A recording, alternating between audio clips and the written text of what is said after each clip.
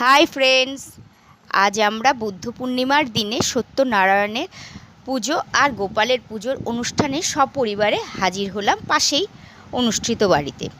সেখানে কিছু আনন্দময় মুহূর্ত তোমাদের সঙ্গে ভাগ করে নিতে চাই। গিয়েই আমরা খেতে বসে গেলাম গোপাল ঠাকুরকে নমস্কার করে। তারপরে আমি আমার ছেলে মেয়ে সবাইকে নিয়ে আমরা খেতে বসে গেলাম। এবার পৌঁছে গেছি। খুব সুন্দরভাবে বালগোপালের ওখানে সাজানো হয়েছে, চারিদিকের পরিবেশটাও বেশ গোপালের মতনই মিষ্টি। এবার শুরু হলো খাওয়া দাওয়ার পালা। খাওয়ারের শুরুতেই প্রথমে দেওয়া হলো ফ্রাইড রাইস, সাথে অয়েললেস সুস্বাদু আলুর দম। আমার ছেলে তো খাবে না বলে বারবার করে বায়না করছে, তাও বলাতে খাওয়া শুরু করলো। এরপর চাটনি, পাঁপড়, মিষ্টির পালা। তবে সবাই বলছিল যে মিষ্টিটা বসিরহাট থেকে আনা হয়েছে, সঙ্গে রসগোল্লা। বেশ সুন্দর, বেশ মিষ্টিটা বেশ ভালোই। খাওয়া দাওয়ার শেষে এবার হাত ধুতে গেলাম। হাত ধোয়ার পালা।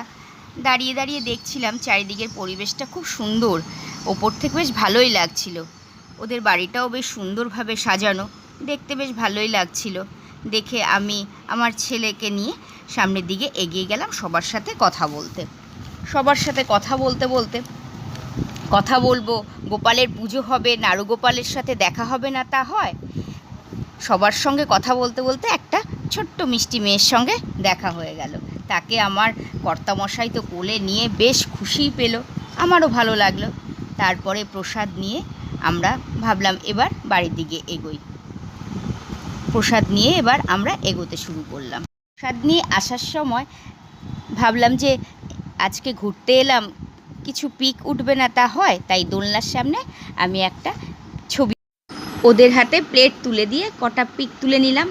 পিক তুলব না তা কখনো হয়? বাই। এবার বাড়ি ফেরার পালা। বাই।